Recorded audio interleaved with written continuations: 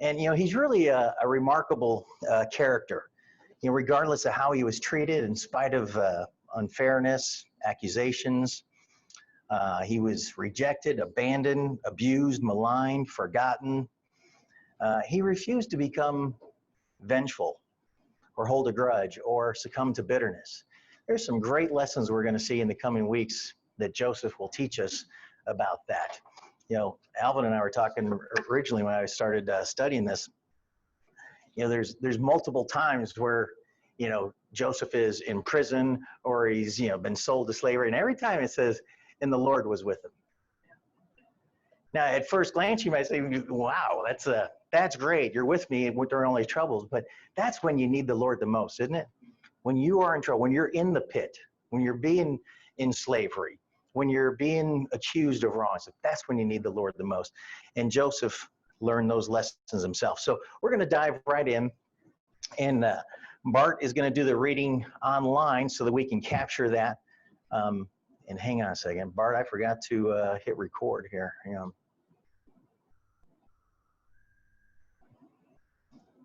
There we go. Oh, Bart, I don't have permission to record. And you're muted.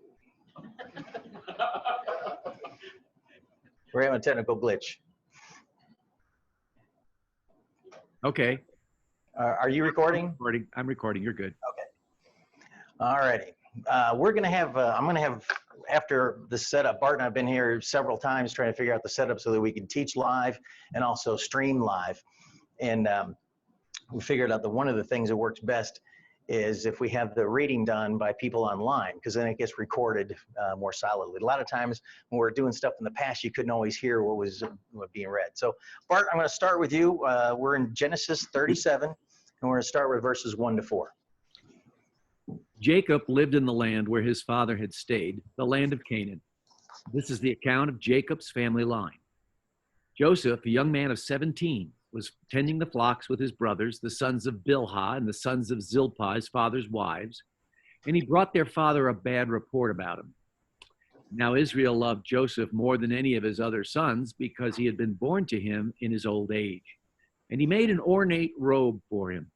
When his brothers saw that their father loved him more than any of them, they hated him and could not speak a kind word to him. So thus begins, we dive right in. You get to see what Joseph's circumstances are right from the opening verses. And it begins one of the remarkable life stories in the Bible and really all of literature.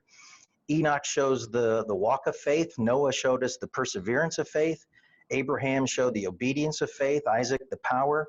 Jacob, the discipline of faith. And along those lines, we could say that Joseph shows us the triumph of faith. He never complained and never compromised. He was, James Boyce wrote, he was loved, he was hated, he was favored, abused, tempted, trusted, exalted, abased. Yet at no point in the 110-year life of Joseph did he ever seem to get his eyes off the Lord. That's something that I wish I could say, I wish we could all say, but that's not true. I think we know that to be true. Best of all, he's a remarkable picture of Christ himself. And we'll get more into that later in the upcoming lessons. Now it says, Israel loved Joseph more than all his kids. Did any of you grow up in big families? 8, 10 kids? How many? I just had 3 brothers, but my father was the oldest of 8. My mother was the oldest of 5, and I had 31 first cousins. My parents had 5 kids in South Side of Chicago, and in Chicago they call that a small family. We had 7, and my mother died. My father remarried a widow with 4. With 4, so you're 11. Think about that. Think about the animosity that can grow up in there. Patsy had 6 in her family, and by the time the youngest came along, the oldest was already gone. His oldest brother and sister were already out of the house. So there's some dynamics that get created in large families like that. And unfortunately for Joseph, his brothers weren't big fans of his. The home in which he grows up, he's raised, was comprised of a family filled with anger and jealousy and deceit. Think about the anger that his brothers had towards him. We're 4 verses in. And we already know that they couldn't speak to him on friendly terms. That's some pretty serious anger. When you let your anger get a hold of you, you start to have emotions like that. I'm not even going to talk to you. Anybody ever have a situation like that in a family? Well, I have. Len's giggling back there, but I have situations where, one relative doesn't talk to another for a year or more. I got relatives up in Chicago who haven't talked to each other in years. Sisters, literally haven't talked in years. So that animosity builds up over a period of time, and you hang on to it. I'm having that conversation with some family members now about letting go of those tightly held to animosity towards other people. And, it's a lesson a lot of people forget sometimes, is that forgiveness is not for the person that's wronged you. It's for you, so you can let it go. And a lot of people don't understand that. Even when you try to, even people that, grew up in the church, it's sometimes very hard to do that.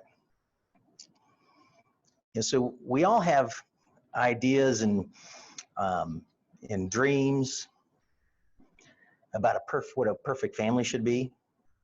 And by any measure, Joseph's family was not close to perfect. As a young man, his father, Jacob, tried to trick his grandfather, Isaac, into giving him the family fortune instead of his older twin brother.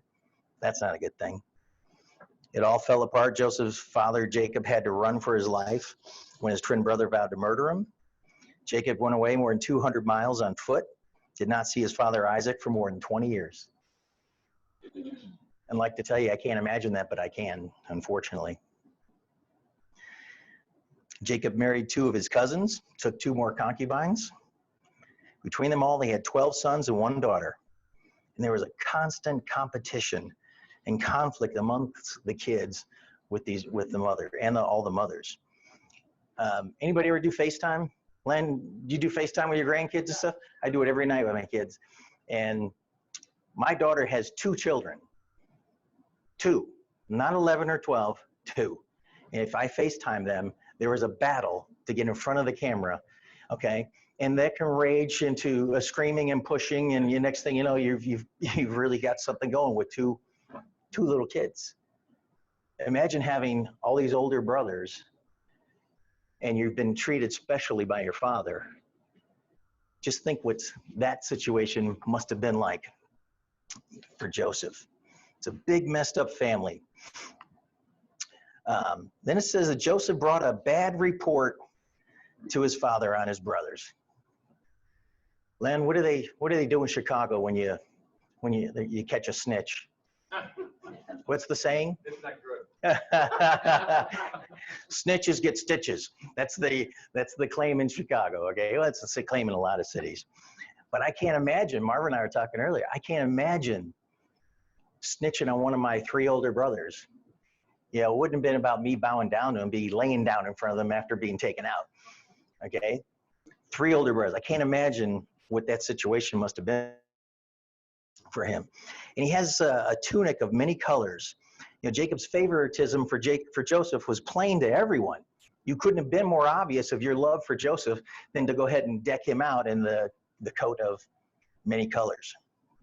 Now, the idea behind the Hebrew phrase for tunic of many colors is it was a tunic extending all the way down to the ground, all the way to your wrists and ankles, as opposed to a shorter one, okay? Workers wore the shorter ones, okay? So his brothers, that garment that he had really shows privilege and status. So when he goes to check up on his brothers, they know he's not coming out to work because he's not dressed appropriately to work anyway. He's there for one reason, and that's to give a report back to his father. And Jacob didn't do him any favors, sending him out to do that anyway. To give you an idea of that, it would be like, doing the work that his brothers were doing. It would be like being a welder and you show up to work in a mink coat. Okay? You're not there to work. You're dressed like that. You're not there to work. And that's where his brothers could see the elaborate full-length coat. It's a sign of nobility in that day. His father was boldly implying, you wear this beautiful garment, your brothers can do all the work. That's really what the message is being sent to him. So they hated him. They couldn't even speak to him. And jealousy turns to resentment. Are you getting the picture here?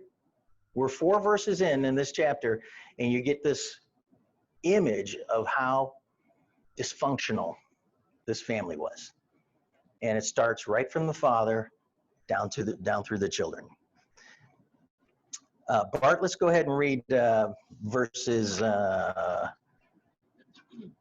through 8. Joseph had a dream, and when he told it to his brothers, they hated him all the more.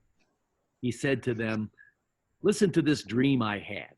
We were binding sheaves of grain out in the field when suddenly my sheaf rose and stood upright, while your sheaves gathered round mine and bowed down to it." His brothers said to him, "Do you intend to reign over us? Will you actually rule us?" And they hated him all the more because of his dream and what he had said. All right, so Joseph probably isn't, well, he's probably not real discerning about the potential danger that he's in. Okay? How do we know that these dreams came from the Lord? How do you know if you have a dream if it came from the Lord? What's that? They came to pass. They came to pass? Yeah? Symbolically. That was symbolic. That's symbolic. You know, sometimes I think there's a lesson that Joseph probably learned here. Sometimes God reveals things to us that are meant for our ears only. You know, the dream didn't say, "Now go tell your brothers this dream that you had." Just showing him the future. Joseph was a dreamer, but part of what made his brothers envious was the fact that Joseph shared those dreams with them. They did come to pass in time, obviously, but hearing the dreams caused an even greater division and jealousy within the family. In the New Testament, Jesus reminded his followers not to cast pearls before swine. That seems to apply here with his brothers. Don't share what is precious with those who plan to trample on it. You know, and that was one of the things I learned early on as a Christian. I was sharing anything and everything, every kind of revelation that the Lord would give me or insight from the Bible. I was sharing it with family members. A lot of them didn't want to hear it. You know, and some of them would be nice enough to just walk away, and some of them would refute what you're saying. Some of them would take their fourth grade biblical education and try to defeat you in debate. So sometimes it's wise to take what the Lord shares with you and keep it to yourself, unless you're instructed to do otherwise. Yeah, I remember a long time ago, Greg Allen telling the story when he was leading worship here at the main campus, that some person came up to him and said, "You know, the Lord has told me that he wants me to sing in front of the church." And Greg Allen says to this person, he says, "Well, you know what? When he contacts me, I'll give you a call." Some things aren't meant to be said. So Joseph says, "Please hear this dream." He dreamed the brothers in a grain field at harvest, a bunch of wheat stalks. The sheaves belonged to the brothers, all bowing down to Joseph. And then they ask the obvious question, you know, "Do you intend to reign over us?"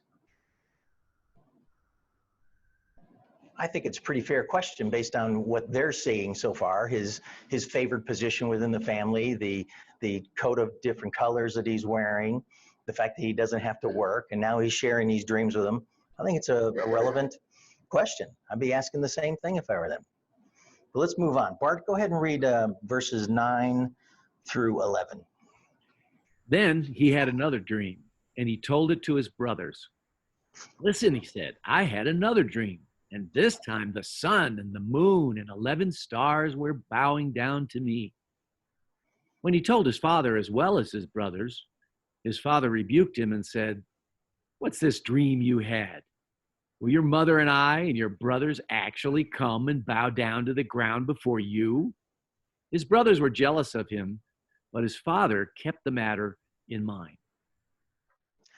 So as if we didn't learn a lesson the first time that these dreams are angering your brothers, you go ahead and tell them the second dream. I have no idea what period of time it is. You know, is there a day gap, a week gap? I don't know. It doesn't really say. But in the context of what we're reading here, it was probably a pretty short period of time before he's facing them again. Again, when I was in trouble with brothers, I stayed away. You know, I was not going to, if I made one mistake, I wasn't going to make a second one to give them ammo, you know, towards me. You know, 3 older brothers, you got to toe the line when you're the youngest of 4. So we don't know the time gap, but he has this other dream. He tells his brothers, and if we thought it was unwise to tell him the first dream, it was downright stupid to tell him the second one. Okay. But thankfully he did. We have a record of it in the Bible. I think Joseph at this point, when you're young, you're only 17 years old, I think he's got a sort of pride common to many who are favored or blessed. It's very easy to have your pride and ego get in the way.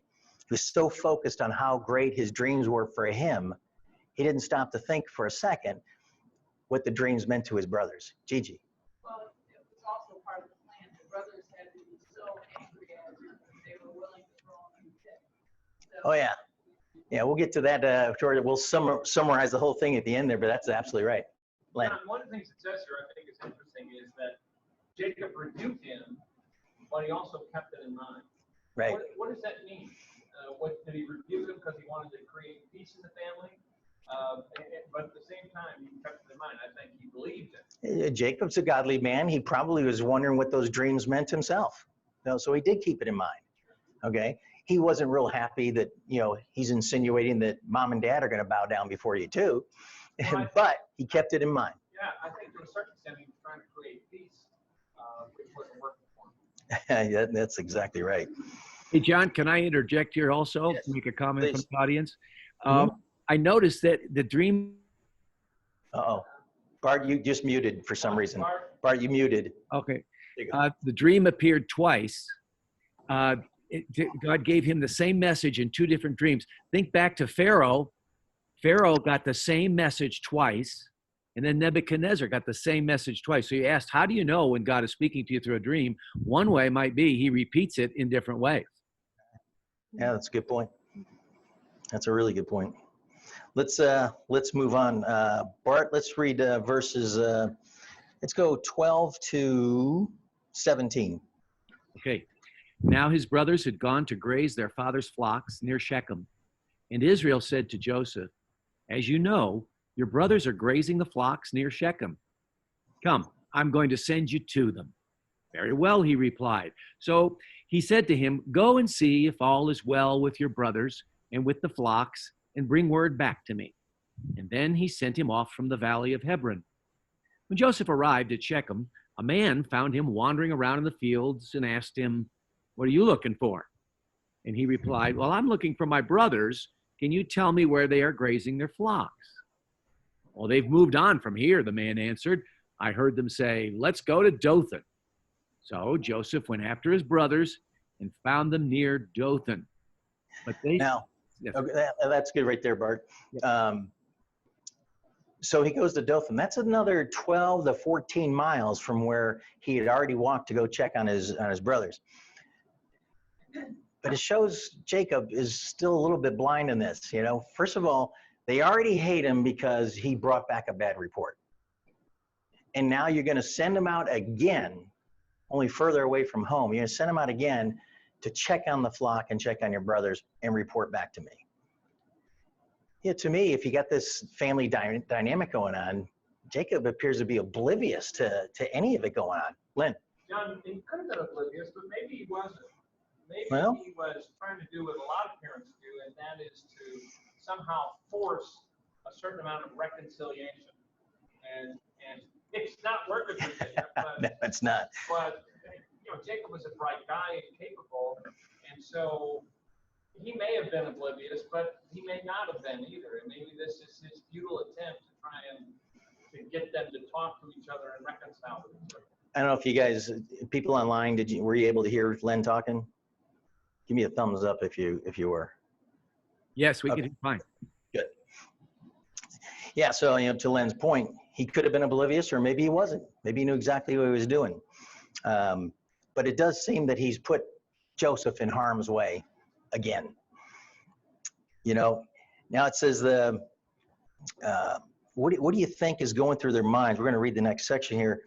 What do you think is going through the brothers' minds when they see Joseph off in the distance? Alvin's laughing. Oh, you don't have to read very far to find that. Would you have those same thoughts? I probably would. And my brothers would. If I had been a snitch like that, they would have been thinking the same things. Bart, go ahead and read verse 18 if you would. But they saw him in the distance, and before he reached them, they plotted to kill him. Think about that. They saw him in the distance, and like that, plotted. Didn't decide we're going to kill him. They plotted. They're coming up with a plan, okay, while they're seeing him in the distance. Bobby. The interesting part about that is they recognized him more than likely because of the coat. Oh, yeah. So that gave them a lot. They had Yeah. a lot of time when they talked about it. This- You just don't say, let's kill him, and everybody agrees. This isn't Conversation. this isn't some other shepherd just walking around the fields. You know, this guy is standing out like a sore thumb. Okay, he's got the multicolored coat, and you know, clearly you're not there to work. Oh, I can imagine what was going through their mind, but they conspired to kill him. That's, you know, you think about that again. The anger and rage that they have towards him escalates to let's kill him just by the sight of him. Think about that. Go ahead. Yeah, that picture's got to be interesting. Look at the size of that guy on the left, and then look at. Well, I got to tell you, trying to find images for the story of Joseph and trying to find them outside of children's books is really tough.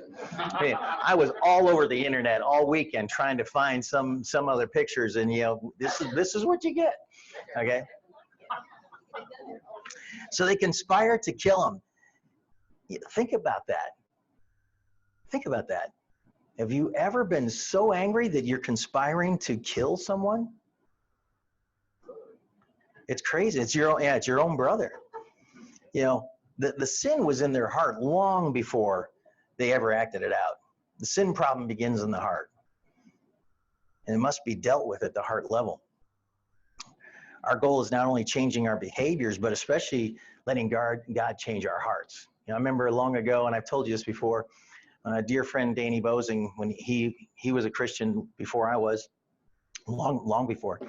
And I asked him one time, how do you know?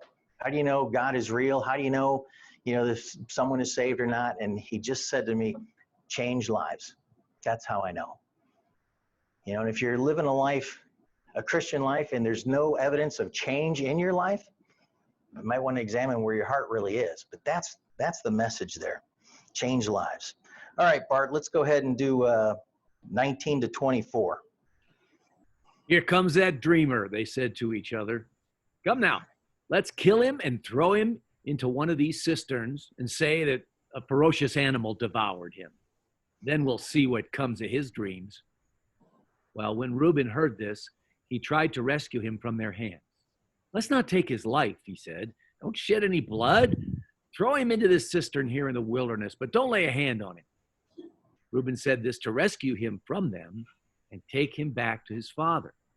So when Joseph came to his brothers and they stripped him of his robe, the ornate robe he was wearing, and they took him and threw him into the cistern. Now the cistern was empty. There wasn't any water in it. Well, that answers the question about what do you think they're thinking when he's walking up? Here comes the dreamer. And I can just imagine the rage and the anger that's going through, other than Reuben, who, let's not kill him. We'll just throw him in the pit and leave him there to die. But let's not kill him. But the other ones weren't thinking that way. They wanted to kill him. They wanted the dreamer out of their lives. And they mocked him as such. Some wild beast will devour him. Their plan to kill Joseph developed. They were so serious about it, they plotted the excuse that they would give their father, knowing how it would devastate that. Can you imagine that? You've plotted this.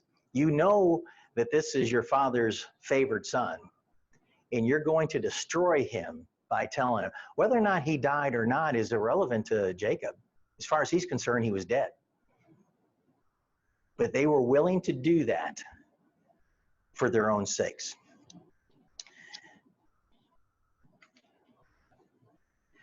Joseph's life doesn't really tell us anything about fulfilling all those dreams. Joseph never dreamed of being a slave. He never dreamed of being falsely accused of rape. He never dreamed of being forgotten in prison, never dreamed of being the second most powerful man in Egypt, never dreamed of saving the world from famine. Why didn't God share the tough times that Joseph was going to encounter with those other dreams? Mercy? In what way, Gigi? Well, I mean, you may not, if you like, but I'm not willing to do that. It gives you what you need at the moment to get through it. Okay. Anybody else? Teach you to be humble. Well, I have a feeling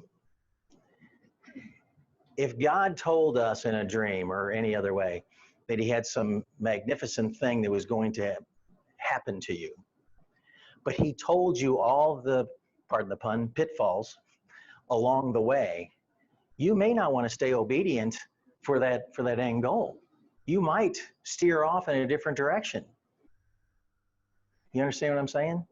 So sometimes God gives you what you need, like Gigi said, and it's actually grace that he didn't tell him all the other things are going to happen to him. Len. You know, too, John, whenever you face crisis or trouble or trials in your life, it's really a test of faith, isn't it? And if you know it in advance, it might make it a little bit easier, it might make it tougher, who knows? But each one of those experiences that Joseph had did two things. Number one, they tested his faith. Number two, they grew his faith. Grew his faith. And I think that's God's purpose. And so his purpose is not necessarily to make us happy as much as it is to conform us to his image. Well, and going back to what you were talking about, earlier when we opened up about the condition the world is in, is your faith strengthened in the tough times? It should be.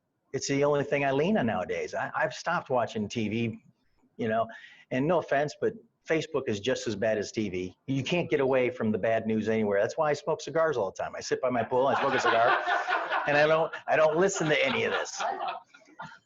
Trying to make an action. I'm trying to make an ash of myself. Thank you. But yeah, but we live in those times. But like Len was saying, we should be emboldened. We're actually seeing fulfillment of prophecy going on in the chaos that's in the world. Is it going to get worse? Yes, it is. In fact, I think what's going on right now is pretty mild compared to what awaits us. But I think we should be emboldened by that. Now, in spite of that, if they come rummaging through Prospect, I'll be going to your house, Bobby, with your gun stash. Where the arsenal is. That's where the arsenal is. I'll bring my smaller arsenal with me. Yeah, so I think there's a reason why God tells you some things, but not everything. Even in the Bible. Does the Bible tell you everything you need to know that Jesus is real? Well, he tells you enough, but maybe not everything you would possibly need to know. I mean, that's what keeps you digging. Alvin, why do you read the Bible through time after time after time? Because it changes me. Because it tells me things new every time. Every time you read something, I read that passage 20 times before, and this is the first time I've seen this. I found out the words may be the same place in the Bible, but not the same place. No, that's exactly right. That's right. How you're interpreting it through what you're going through at any given time changes the meaning, doesn't it? Yeah. Hey, go ahead, Len. John, one of the things that I find interesting, I don't know if the rest of you, but the Gospel of John ends with John talking about so many more things that Jesus did that he couldn't contain in his book. That's right. Aren't you curious to know what else he did? Oh, I know.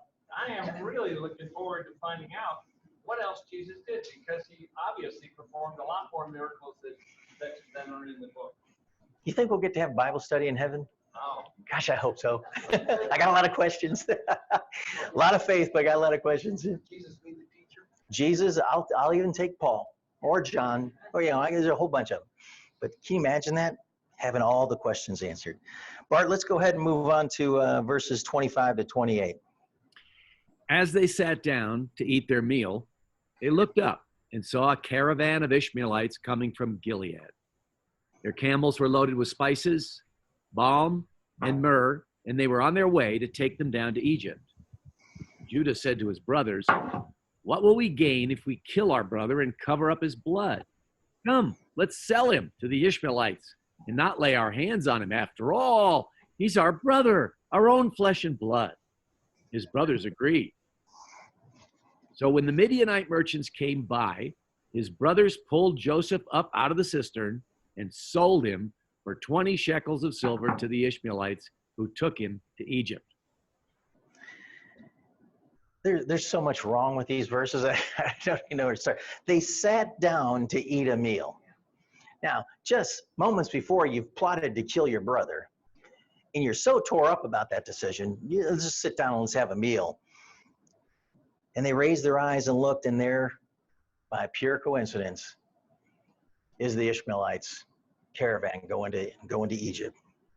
Was it a coincidence? Part of God's plan. You think Joseph said anything to his brothers before they threw him in the pit? Yeah, if you go to Genesis 42, verse 21, that describes the conviction, and they ignore the moment. It says, then they said to one another, truly we are guilty concerning our brother, because we saw the distress in his soul when he pleaded with us, yet we would not listen. Therefore, this distress has come upon us. He was pleading with them. Their younger brother, I can't imagine that. You've got the younger brother, you've got many older brothers, and you're all conspiring to kill him and throw him in the pit. And he's begging you. He's begging you not to do this thing. Alvin. You notice their conscience wasn't quickened until they were being put in prison. Well, yeah, that's right. We're reading a couple of chapters ahead here on that particular one. But we do know that Joseph was begging and pleading for his own life. Jay, did you ever hear that? Yeah. You can see God all through this story. I mean, in fact, this guy, they moved the flock. If they hadn't moved the flock, they wouldn't have encountered this train of things going to Egypt. So that was a gift from God. God had them move the flock. But then Joseph goes to the place where they were, and here's this unknown guy who just happens to bump into him and say, "Oh, they went over here." Yeah. So, When we get down the road on the story, you're gonna see descriptions to Joseph. Potiphar, saw that God was with him. It's also interesting that they sold him to some distant cousins. Yeah, well, the Ishmaelites, yeah, they are cousins. Yeah, Gigi. Well, also, I'm trying to find it. I read somewhere in the New Testament that they shackled this, and so that, I'm sure that was not a pleasant trip. Oh yeah, and they throw him down that well. I mean, I can't imagine, all while they're sitting down to have a meal. It's then they see the opportunity. Okay, hey, listen, let's don't kill him. We're still going to tell his father we killed him and that he was devoured. Okay, but we can make money off this. How much is a life worth? Well, back then it was 20 shekels of silver. So if Joseph was hopeful to get pulled out of the pit, some of that hope might have vanished when he saw that he was being sold to the Ishmaelites. I can imagine the brothers too probably laughing while this is going on. Not only did we not have to kill him, we made money on the deal. It's really disheartening. I've read this in preparation, this one chapter. I've probably read it 25 times. And I'm just trying to get my mind around how can the situation go like that. But only God can be. And then in the next chapters, when we go ahead, you're going to see where it says God was with him. God was with him. Let's close. Hey, Bart, read verses 29 to 36, if you would.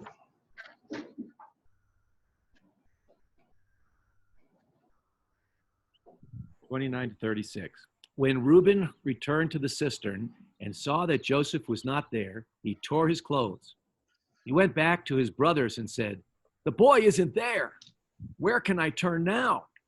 Then they got Joseph's robe, slaughtered a goat, and dipped the robe in the blood. They took the ornate robe back to their father and said, "We found this. Examine it to see whether it is your son's robe." Well, he recognized it, and he said, "It is my son's robe. Some ferocious animal has devoured him." Joseph has surely been torn to pieces. And then Jacob tore his clothes, put on sackcloth, and mourned for his son many days. All his sons and daughters came to comfort him, but he refused to be comforted. No, he said, I will continue to mourn until I join my son in the grave. And so his father wept for him. Meanwhile, the Midianites sold Joseph in Egypt to Potiphar, one of Pharaoh's officials, the captain of the guard.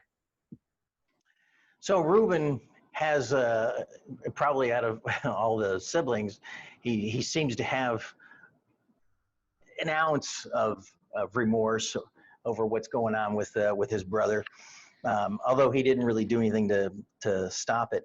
But I think the cruelest thing, on top of being cruel to Joseph, the cruelest thing is you have plotted to tell your father that his beloved son, and you know he's the beloved son for Jacob, and you're going to take the tunic, examine this closely. Is this your son's? That's just cruel. That's literally just cruel. I can't imagine what these guys must have been like. But you perpetrate, this is a artist rendition, you perpetrate this lie to compound the lies and the deceit and the things that you've done already. And isn't that the way it usually goes?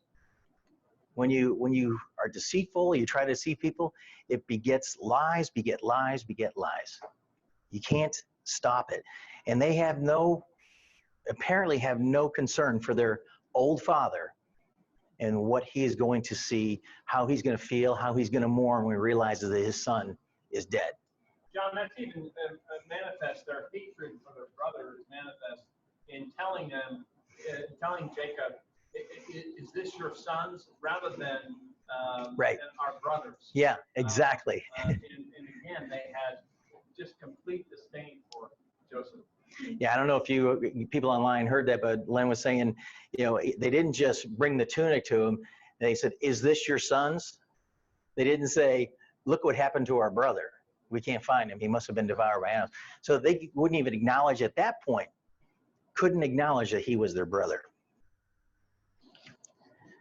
In the prodigal son, the parable, the same thing happens. Because the older brother says, this your son is returned. That's right. And then the father says, your brother. We're real quick to do that, aren't we? I blame Patsy for stuff all the time. The girls say, well, your mother did this. Listen, they know. If there's something wrong that's happened, they know. If you look ahead at Genesis chapter 50, verse 20, it says, as for you, you meant evil against me, but God meant it for good in order to bring about this present result to preserve many people alive. And that's a theme that you're going to see throughout there as we go through the story. You're going to see what was meant for evil, God has made for good. And Gigi mentioned, earlier, some of the consequences. If Joseph's family wasn't messed up and weird, his brothers never would have sold him as a slave, right? If Joseph's brothers never sold him as a slave, he never would have gone to Egypt. Joseph never went to Egypt, he never would have been sold to Potiphar. If he was never sold to Potiphar, Potiphar's wife would never falsely accused him of rape. If Potiphar's wife didn't accuse him, he would never have been put in prison. And he never would have met the baker and the butler for Pharaoh in prison. Think about how God has, so you start to get the understanding when it says God was with him, you're seeing all along here. If Joseph didn't interpret dreams, he would never have interpreted Pharaoh's dream. If Joseph didn't interpret his dreams, he never would have been prime minister, second in Egypt only to the Pharaoh. Think about that.